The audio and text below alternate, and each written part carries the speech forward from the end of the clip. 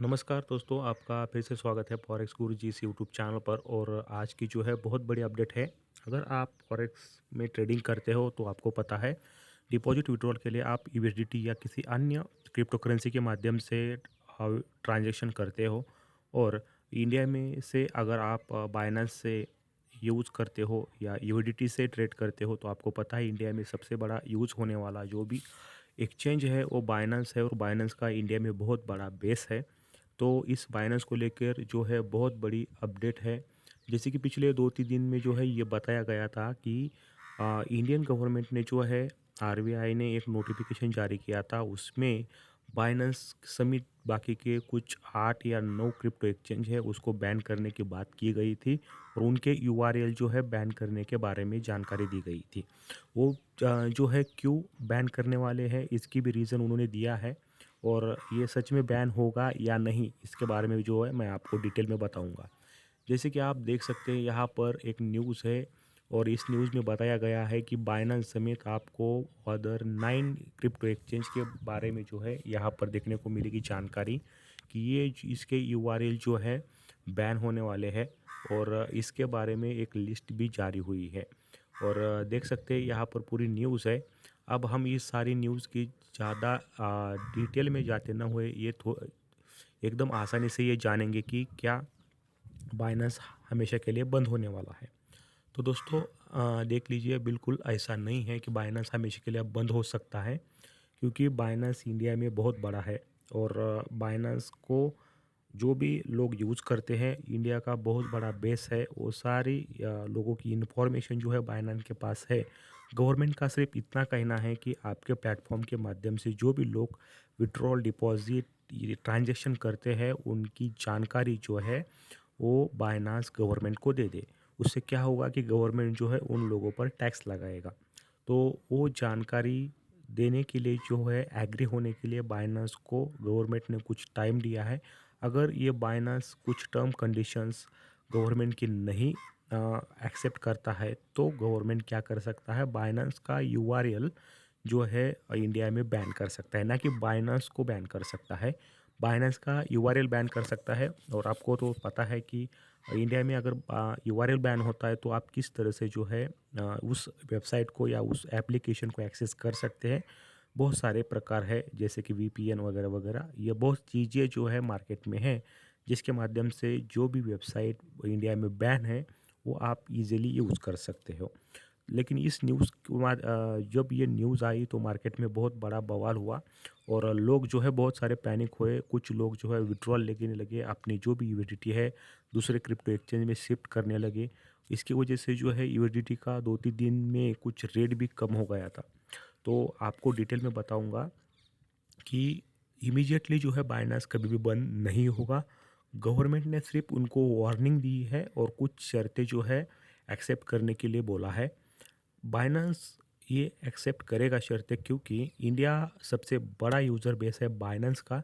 अगर बाइनेंस नहीं चाहता कि अपने इतने सारे कस्टमर जो है यहाँ से चले जाए, इंडिया से पूरा जो है बंद करना पड़े, तो बाइनेंस को जो है गवर्नमेंट का जो भी रूल रेगुलेशन है उसे एक्सेप्ट करना पड़ेगा।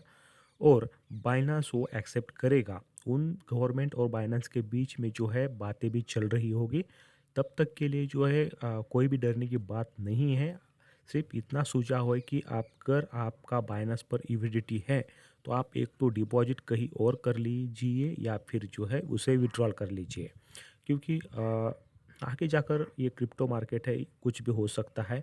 यूएसडीटी का प्राइस भी ऊपर नीचे हो सकता है। इसकी वजह से जो है आप एडवांस में शेप रही है। तो अगर क्या होता है, अगर बाइनेंस एक्सेप्ट कर लेता है गवर्नमेंट के कुछ टर्म कंडीशन तो आपको जो है टैक्स देना पड़ेगा। उस टैक्स के बारे में अलग वीडियो में चर्चा करेंगे। ये टैक्स भी बहुत ज़्यादा है। तो गवर्नमेंट ने ये चीज़ें क्यों अप्लाई की? क्योंकि हमारे इंडिया में ऐसे बहुत सारे लोग हैं जो क्या कर रहे थे, बाइनेंस को गलत तरीके से यूज़ कर रहे थे। जैसे कि मनी लॉन्ड्रिंग के लिए यूज़ कर रहे थे। गवर्नमेंट से जो भी टैक्स है उसे छुपाने के लिए बाइनेंस को यूज़ कर रहे थे। जैसे कि आपने देखा होगा बहुत सारे लोगों के पास बाइनेंस पर बहुत सारा यूटिलिटी होता है। और वो जो है मनी लॉन्ड्रिंग के लिए वो यूज़ कर रहे थे। और ये जो है गवर्नमेंट को पता चला। इसकी वजह से जो है उन लोगों को डराने के लिए गवर्नमेंट ने ये रूल निकाला है। और जैसे ही ये रूल आया, जैसे ये प्रेस नोट आई, तो मार्केट में एकदम जो है खलबली मच गई। और जितने बड़े-बड़े जो भी लोग हैं, जिनकी बड़ी-बड़ी मात्रा में यूएसडीटी बाइनेंस पर थी, उन लोगों जो है सब डर गए कि अब ये पैसा जो है हम कहाँ शिफ्ट करें, कैसे विथड्रॉल करें। और क्योंकि बहुत बड़ी मात्रा में यूएसडीटी शिफ्ट करना या विथड्रॉल करना ये आसान काम नहीं है। इतनी बड़ी अमाउंट में ट्रांजैक्शन होता है आईएनआर में, तो गवर्नमेंट के नज़र में आ सकता है। उन सभी लोगों को डराने के लिए या ऑन करने के लिए ये प्रेस जो है निकाला है। और आगे जाकर जो है बाइनेंस को भी इस गवर्नमेंट की जो भी रूल रेगुलेशन है उसे एक्सेप्ट करना पड़ेगा।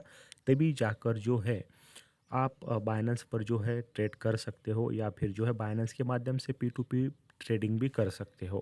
क्योंकि बहुत सारे देश जो है ये चीज़ें लागू कर रही है, और इसके साथ साथ जो है इंडिया भी इसे लागू कर दिया जाएगा जल्द ही। उसके रिगार्डिंग जो है बाइनेंस के साथ गवर्नमेंट की कुछ मीटिंग्स या बात हो रही है। और आगे जाकर बहुत सारे क्रिप्टो एक्सचेंज है, उन्होंने बाइनेंस के जो भी गवर्नमेंट के जो भी रेल रेगुलेशन है उसे एक्सेप्ट कर लिया है। उन पर आप ट्रेड कर सकते हैं, वो सेफ है। लेकिन उन गवर्नमेंट का टैक्स बहुत बड़ा है, इतना है कि 30% टैक्स, ये बहुत ज़्यादा है।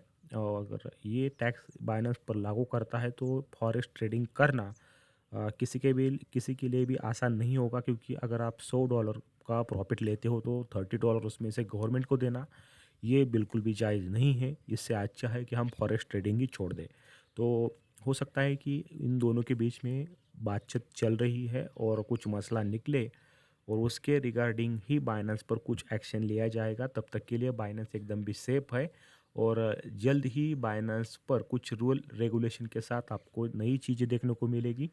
सिर्फ आज के लिए और अगले कुछ दिनों के लिए आपको इतना ही सुझाव है। आपके पास अगर बड़ी मात्रा में यूएसडीटी है बाइनेंस पर स्टॉक में, तो उसे कहीं और शिफ्ट कर लीजिए, या विड्रॉल मार लीजिए, या फिर कहीं और डिपॉजिट कर लीजिए। क्योंकि आपको रिस्क बिल्कुल भी नहीं लेना है। तो दोस्तों, बाइनेंस के रिगार्डिंग यही न्यूज़ थी। अगर आपको पास ऐसा कुछ बहुत बड़ा अमाउंट है, इस 9 क्रिप्टो एक्सचेंज के बहुत सारे यूज़र है, उन सारे यूज़र में से बहुत सारे लोगों के पास जो यूएसडीटी होगा इस एक्सचेंज पर, तो आप जो है एक तो डिपॉजिट विड्रॉल कर सकते हैं। तो बस यही न्यूज़ थी, और इसके रिगार्डिंग अगर कोई भी अपडेट आता है तो बाइनेंस के रिगार्डिंग मैं आपको बताता रहूँगा। तो दोस्तों, ऐसे ही न्यूज़ के लिए जो ही चैनल के साथ बने रहे। तब तक के लिए जय हिंद, जय भारत, धन्यवाद।